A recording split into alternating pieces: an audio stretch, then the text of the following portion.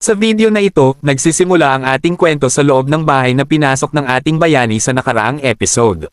Si Sun Yun-so ay hindi pa rin alam ang nangyari, at nakahiga lang sa kama na may hawak na cellphone. Mukhang kausap niya ang kanyang ina, na tila masayang-masaya na ibalita sa kanya na nag-date sila ng kanyang ama sa sinehan. Hindi makapaniwala na ang kanyang mahigpit na ama ay talagang bumili ng tiket para sa sinehan, napangiti na lang ang anak sa cute na kilos ng kanyang ama. Tinanong siya ng kanyang ina kung kaya ba niyang mag-isa sa bahay, at habang isinusulat ni Yun-so ang kanyang sagot, narinig niya ang isang kakaibang tunog sa bahay. Sapat na ito para ihinto niya ang type at maging alerto, kaya mabilis niyang binuksan ang pinto para silipin ang labas. Mukhang nanggaling ang ingay mula sa ibaba, kaya't walang pag-aalinlangan, dahan-dahan siyang bumaba para alamin kung ano ang nangyayari. Doon niya napansin mula sa gilid ng kanyang mata ang isang madilim na figure ng isang lalaki na may hood, palihim na gumagalaw sa sala na parang isang magnanakaw. Siyempre, bilang isang sundalo, napagpasyahan ng babae na harapin ang mananakop at binalaan siyang huwag gumalaw. Nakagawa na siya ng fighting stance, at dahil sigurado siya na walang sinumang mangangahas na pagnakawan ang bahay ng isang military general, tinanong niya ang mananakop kung ano ang kanyang motibo. Maya-maya, dahan-dahan itong lumingon at kinilala ang boses. Nang makita niya ang tao sa likod niya, nagulat siya ng todo. Sa lahat ng tao na maaari niyang asahang makita sa ganitong lugar, hindi niya inaasahan na si Sun Yun-so pa ang makakasalubong niya, isang tao na tila hindi niya matakasan. Kailangan aminin, maganda talaga ang bihis ng ating babae sa kanyang pijama. Gayunpaman, nagkaroon sila ng awkward na sandali ng katahimikan sa sala, na wala ni isang nagsalita. Natural, naiinis na si Menjon sa puntong ito sa sobrang kakatuwa ng pagkakataon. Tiningnan niya ng masama ang tangan niyang uwak na nagdala sa kanya dito, at dahil takot sa galit ng kanyang amo, tinuro ng Tridor na ibon ang isa pa niyang kasamahan, na nagsasabing ito ang unang nakaramdam ng presensya ng demonyo.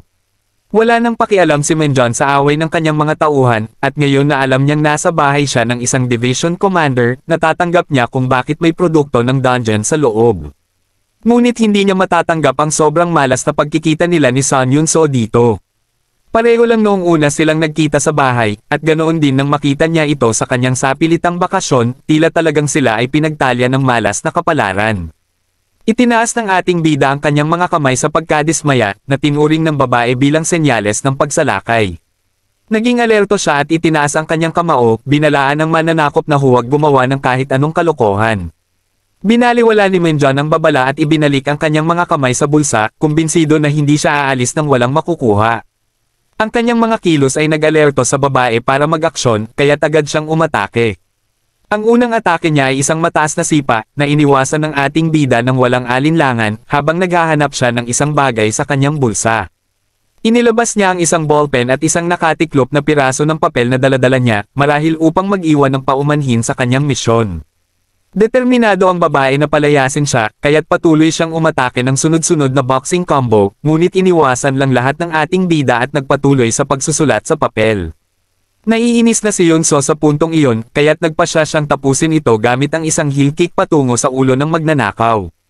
Doon lamang napilitan ng ating bida na magbigay pansin sa kanyang kalaban, at napansin niyang mas gumaling na ang babae mula noong huli silang nagkita.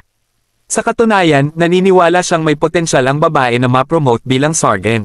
Pero kahit na iniwasan niya ang lahat ng sipa, naiinip na si Menjon nang dumating ang isang karate chop patungo sa kanyang leeg. Sa halip na umiwas muli, pinili niyang harangin ito gamit ang kanyang kamay na ikinagulat ng babae. Malinaw na si Sun Yun-so ay napakalayo pa sa antas ng ating bida pagdating sa laban. At kahit hindi niya alam kung sino ang kanyang kalaban, unti-unti nang nararamdaman ng babae ang malaking agwat sa kanilang kakayahan.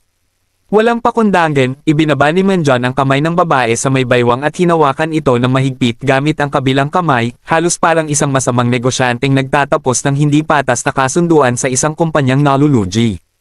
Naturally, nainis ang babae at agad niyang binitawan ang kanyang kamay mula kay Menjon ng may galit at tinanong siya kung ano ang ginagawa niya.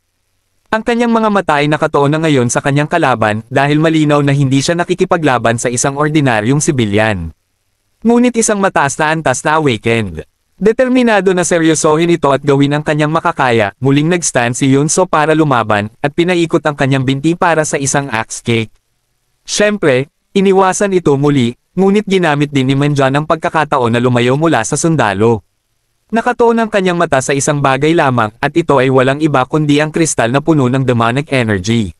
Sa pagkakataong ito, sa halip na umiwas sa kalaban, sumugod si Menjan patungo sa babae. Dahil sa kanyang pambihirang bilis, instinctively ay itinaas ni Yunso ang kanyang depensa dahil alam niyang hindi niya ito matatalo. Ngunit gaya ng inaasahan, mabilis na umiwas ang lalaki, dinampot ang kristal na kanyang target at tumakbo palabas ng sala. Bago pa man napagtanto ni Yunso ang nangyari, nasa balkonahe na si Menjan at nakalabas na ng bahay. Sinubukan siyang habulin ni Yunso at pigilan, pero malinaw na siya'y nahuli na ng isang hakbang. Nakalabas na si Menjan ng bakod, kasama ang kanyang kasamang ibon. Nakatitig si Yunso sa lumalayong lalaki, na lubos na nagulat sa katotohanang hindi niya man lang ito nasapol kahit isang beses. Doon niya napansin ang papel na hawak niya, na palihim na inilagay ni Menjan sa kanyang kamay noong kanilang maruming pagkamay mula kanina. Dahil sa kanyang pagkamausisa, agad niyang binuksan ito upang makita kung ano ang nakasulat. Sa kanyang pagkagulat, inaasahan mong ilang salita ng paumanhin, ngunit ang tanging nakita niya ay isang salitang pang-aasar na hindi niya agad maintindihan. Malinaw na ang salita ay isang insulto dahil ito ang unang beses na nakita ko ang ating babae na sobrang galit. Habang tumatakas ang may sala sa kalagitnaan ng gabi, maririnig sa buong kalsada ang mga munting murang binabato ni Yunso sa kanya. Hindi kalayuan, nakahanap ng masisilungan ang ating bayani sa loob ng gubat, at agad niyang sinuri ang kakaibang kristal na nagdala sa kanya malayo sa kanyang kampo.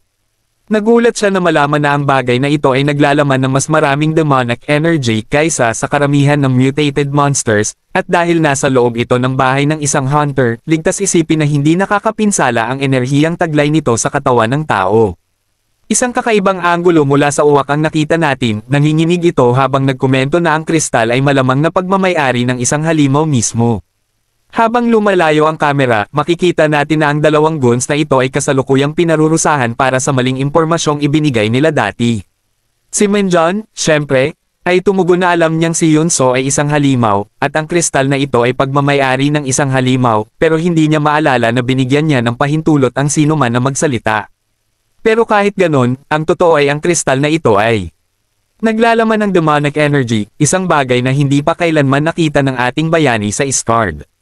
Karaniwan, ang mga kristal ng halimaw ay mahalagang mineral na minsan ay matatagpuan sa loob ng ilang halimaw. Ang laki nito ay nag-iiba depende sa antas ng panganib ng halimaw, ngunit lahat sila ay naglalaman ng mana na katumbas ng laki ng kristal. Sa lahat ng material na makukuha mo mula sa pangangaso ng halimaw, ang mineral na ito ang pinakahalaga. Ngunit binagsak lamang ni Menjan ang kristal sa sahig, pinanood itong mabasag at ang mga piraso ay nagkalat sa lupa. Dahil walang precedent sa pagkakaroon ng isang kristal na puno ng demonic energy sa halip na mana, natural na sinamantala ng ating bayani ang pagkakataon, dinurog ito sa kanyang kamay, at sinimulang sumipsip ng lahat ng enerhiya nito. Sa isang iglap na puno ng demonic energy ang paligid ng sundalo, sumisiksik sa kanyang katawan upang mas lalo siyang palakasin. Maraming status windows ang biglang lumitaw sa harap niya, na nagbabalita tungkol sa pagtaas ng kanyang stats at ang dami ng enerhiyang na-absorb niya. Sa ganitong napakalaking pagtaas ng kapangyarihan ng hindi kinakailangang harapin ang anumang mga kahihinatnan, sobrang saya ni Menjan sa pagpunta niya dito. Hindi niya alam kung anong mga plano ang ginagawa ng santa laban sa kanya, ngunit wala siyang oras para mag-overthink sa bawat desisyon niya. Dito rin inihayag ng system ang pagdagdag ng dalawang bagong skill sa kanyang arsenal. Ang una ay tinatawag na Demonic Energy Singularity, at ang pangalawa ay tinatawag na Demonic Energy's Grasp. Hindi na kailangang sabihin, labis na nasisiyahan si Menjan na makakuha ng dalawang bagong skills ng sabay-sabay. Binuksan niya ang kanyang status window para makita ang kompletong stats ng kanyang karakter, at nakita natin ang rundown ng lahat ng kanyang mga kasanayan at ang kanilang proficiency hanggang ngayon. Masaya sa patuloy na pagdami ng kanyang mga sandata, binuksan ng ating bayani ang mga detalye ng kanyang pinakabagong mga karagdagan. Una ay ang Demonic Energy Singularity, na isang toggle skill para burahin ang amoy at mga epekto ng korupsyon ng iyong sariling demonic energy. Dahil si Menjan ay nagiging sobrang lakas sa isang nakakabahalang bilis, nagiging mahirap para sa kanya na kontrolin ang lahat ng kanyang na-absorb na kapangyarihan. Ngunit sa tulong ng kanyang bagong kasanayan, nawala ang kanyang mga alalahanin. Sakto ang timing, sabi niya sa sarili. Bukod pa dito, nakuha rin niya ang isa pang kasanayan na pamilyar siya, at sinubukan niya itong gamitin sa pamamagitan ng pag-abot ng kamay sa kanyang nalilitong mga alagad na pinarurusahan pa rin. Bigla na lang, isang uwak ang lumipad sa ere nang wala sa kagustuhan nito, at nalaman natin na ginagamit ni Manjan ang Demonic Energies Grasp, nakakabukas lang niya. Sa napakakumbinyenteng paraan, lumutang ang pamilyar na hayop patungo sa kamay ng kanyang Panginoon, ipinapakita ang kahalagahan ng kasanayang ito. Medyo nadismaya lang si Manjan dahil ang timbang na ito ay tila ang pinakamaliit na kaya niyang gawin.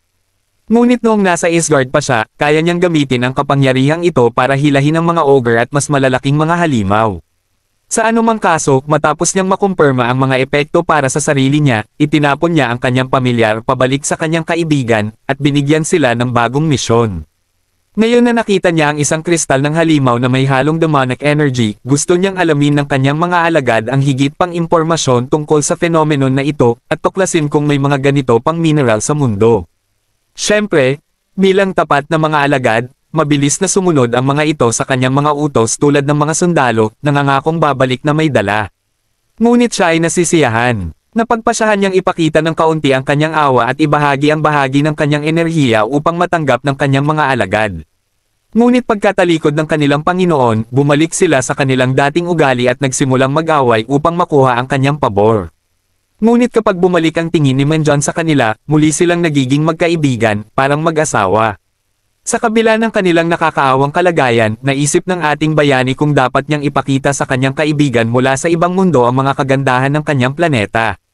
Tinanong niya si Libango kung natikman na ba nito ang pagkaing Koreano, at hindi nagtagal, naroon na sila sa isang lokal na shop ng sopa sa bayan. Nakahain ng iba't ibang mga sangkap kasama ng masaganang mangkok ng sabaw, at maaari mong haluin para makagawa ng perpektong sabaw ayon sa iyong panlasa. Sa unang kutsara pa lang, napaluha na ang kanyang kaibigan. Mula sa ibang mundo, hindi makapaniwalang posible ang ganitong perpektong pagsasama ng mga makalangit na lasa. Ang kanyang reaksyon ay sobrang labis na maging ang serbidora ay nagulat sa kanya, ngunit naroon lang ang lalaki, umiiyak at nagiging kabaligtaran ng lahat. Sa likas na gawi, sinaway siya ni Manjan at sinabing magtino at huwag magsalita habang kumakain, kaya tahimik na siyang bumalik sa pagkain. Gayunpaman, dahil karamihan sa mga tao ay nakakakain lang ng putradyes na buhangin na biskwit bilang rasyon sa Isgard, hindi mahirap para sa ating bayani na paniwalaang bakit ganoon na lang ang gulat ni Bango. Sa katunayan, ito marahil ang kanyang kauna-unahang maayos na pagkain mula nang siya'y isinilang. Anyway, biglang tumunog ang telepono ni Manjan, at kinuha niya ito mula sa kanyang bulsa para tingnan ang kakaibang string ng mga mensahe. Mukhang ito ay isang group chat ng pangalawang squad ng Playten, at si Guangshek ang tila nag-iisang aktibong miyembro. Pati si Sergeant Lee, na tila umalis na ng kusa, ay muling inimbitahan pabalik sa chat. Sa anumang kaso, tila medyo aligaga ang lalaking ito sa kung anumang bagay. Desperado siyang ipaalam kay Manjan na magsisimula na ang guerrilla training ng kampo sa susunod na linggo, at mukhang sobrang baliw ang kanilang training schedule. Mabilis ang takbo ng oras, at nandito na tayo sa simula ng guerrilla training. Sa kabila ng seryosong pangalan nito, mukhang normal lang ang training sa umpisa. Nakikita ang mga sundalo na gumagawa ng squats, jumping jacks, at iba pang normal na ehersisyo tulad ng leg raise. Natural na, ang ating bida lamang ang tila nage-enjoy, dahil ang iba ay lubos ng pagod sa puntong ito. Di nagtagal, narating na namin ang rope bridge course, kung saan ang psychopath na ito ay tila nasisiyahan ng husto. Para siyang batang tumatakbo sa playground habang tumitawid sa isang mahigpit na lubad na mas lalong nagpapahirap sa iba na mapanatili ang kanilang balanse. Sumunod na ang ilang drop-down training, at muli, parang batang nag-e-enjoy si Manjan sa isang field trip. Sa wakas, nakita namin ang isang hazmat suit, at isang lalaking mukhang sobrang inip sa loob nito, na nagtuturo sa mga sundalo na alalahanin ang pambansang awit sa isang medyo toxic na kapaligiran. Hindi ko alam kung bakit niya ginagawa ito. Hindi ko rin alam kung bakit napaka-importante nito, pero halata sa mukha ng lahat na wala ni isa man ang nag-e-enjoy. Pero, isinagawa ang drill ayon sa kanilang protocol, at ang mga squad ay malaya nang gumala-gala sa kanilang mga tent. Karamihan sa kanila ay agad bumalik sa pagtulog sa kanilang hindi komportableng mga portable na kama, habang ang iba ay tila maluha-luhang nakatingin sa napakahirap na kalidad ng pagkain sa kanilang harapan. Si Orange Hair at ang kanyang kaibigan ay parehong nakahiga sa kanilang mga kama, masaya na makakakain na sila, pero ang pagkain sa kanilang mga kamay ay nagpapahirap sa kanila na masiyahan. Halos hindi makapaniwala si Colonel Orange Hair sa kanyang mga mata, na ito ang klase ng pagkain na kailangan niyang kainin sa kanyang huling taon sa kampo. Ang kanyang kaibigang kulay abo ang buhok ay hindi rin masaya, at iniisip na baka galit sa kanya ang Division Commander para ay porana sa kanya ang ganitong kahirapan. Sa kabila ng lahat ng kanilang kalungkutan, may isang psychotic na tila sobrang nasisiyahan sa lahat. Alam nyo, hindi gaanong kahalaga ang guerrilla training para sa mga awakened soldiers na may superhuman strength, pero ang mga kasuklam-suklam na kondisyon ng pamumuhay ang siyang nagpapahirap dito. Kahit gaano pa kadiri ang pagkain, busog na si Orange Hair at nagtataka kung bakit hindi kumakain ang kanyang kaibigan. Pero ang gray-haired colonel ay mukhang depressed, nag-aalala na ang pagkain ng marami ay magpapilit sa kanya na gumamit ng banyo. At ang shared toilet sa mainit na kampo na ito ay tiyak na wala ng iba kundi isang bunten ng dumi. Sa gabi, dumating ang platoon commander kasama ang company commander para sa regular na inspection.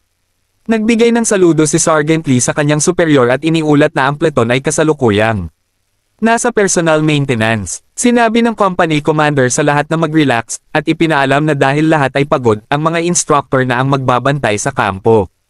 Pinasalamatan din niya ang lahat para sa kanilang mahusay na performance sa training pero tila may iniisip pa siya. Sa determinadong kamao at apoy sa kanyang mga mata, isinigaw niya sa lahat na gawin ang kanilang pinakamabuti para sa trench combat bukas, na siyang tunay na highlight ng training na ito. Kinabukasan, sa ilalim ng bahagyang maulap na kalangitan, abala ang bawat platoon sa pag-cheer sa kanilang mga squad para sa laban. Dalawang napakalaking sundalo ang naglalaban sa arena, at habang lumalayo ang kamera, nakita namin na nasa kalagitnaan na ang tinatawag na trench battle. Simple lang ang mga patakaran. Sa loob ng square arena na ito, kailangan mong talunin ang iyong kalaban ng lubusan, o itulak siya palabas ng boundary upang makuha ang iyong panalo. Sa kasalukuyan, ang lalaki na may malaking ngiti sa mukha ay mukhang nangungunang contender. Pagkatapos subukan ang kanyang kalaban, iniangat niya ito sa ere, at casual na itinapon palabas ng plataporma na parang bola. At agad pagkatapos, mabilis niyang sinugod ang natitirang mga kasamahan ng kalaban upang sila'y maalis din. Nahulog ang mga natalong sundalo sa ibabaw ng isa't isa, at pinatigil ng referee ang laban ng matukoy na ang nanalo. Ang nanalong squad ay mula sa unang platoon ng pangalawang kumpanya sa unang batalyon, at sila ngayon ang opisyal na itinanghal na panalo sa kanilang combat. Ang lalaking nagwagi laban sa lahat ng kanyang kalaban ay nakangiti pa rin ng may kumpiyansa, halos para bang tatapusin niya ang buong paligsahan. Ang mga hukom ay ang mga battalion commander na nakaupo sa ilalim ng tent, at may isang taong mukhang hindi masaya sa resulta. Ito ay si Colonel Jun Biham, ang commander ng pangalawang batalyon, at kahit na inaamin niya ang pambihirang galing ng lalaki, hindi niya maiwasang makaramdam ng pagkadismaya. Ito ay dahil ang lalaki ang tila nanalo rin ng nakaraang taon sa trench battle, at siya ay nasa ilalim ng pamumuno ng unang batalyon commander na si Colonel John, na ngayon ay lubos na masaya na makita ang kanyang squad sa unahan. Alam ni Colonel Jun Biham na tunay na magaling ang lalaki dahil nakita niya itong itulak ang buong squad ng mag-isa. Sinamantala naman ng commander ng pangatlong batalyon ang pagkakataon upang sumingit, at patagang sinabi na inalok na ang lalaki ng promosyon, pero tila ipinadelay ito ng unang batalyon. Kaagad na nagulat si Colonel Jun Biham, at ang dahilan ay talagang may saysay. Sinimulan niyang sigawan ng unang batalyon commander na sinadyang ipagpaliban ang promosyon ng lalaki upang magamit siya ulit sa trench battle dahil kung hindi siya makakasali sa training dahil sa kanyang rango. Siyempre, naging agresibo ang cunning na lalaki sa akusasyon, mariing itinatanggi ang anumang intensyon na ganoon sa kanyang panig. Ang ganitong klaseng rivalry ay inaasahan dahil ang trench combat ay karaniwang itinuturing na direktang kompetisyon sa pagitan ng mga batalyon. Habang ang lalaking may salamin ay patagang nakangiti matapos magpasimula ng away, tahimik lamang ang commander ng ika-4 na batalyon. Iniwasan niyang makisali sa kaguluhan ng iba na tila lumalala na, pero ang kanyang katahimikan ay hindi nangangahulugang hindi siya competitive. Sa katunayan, nakapako ang mga mata ni Colonel Yu sa mga referee at sa mga resulta na kanilang inihayag. Sa mas malapit na pagtingin, makikita na halos hindi niya mapigilan ang kanyang damdamin sa sandaling iyon dahil sa lahat ng kanyang unit, tanging isang squad lang ang natira sa paligsahan. Makikita na ngayon ang kahangahangang squad na nakapasok sa qualifying rounds. Kasama ang ating paboritong Nepo Baby sa likod. Nandoon din ang slender na itim ang buhok na kagandahan at ang kanyang pink na kaibigan sa gilid, pero ang pangunahing highlight para sa akin ay ang mga abs.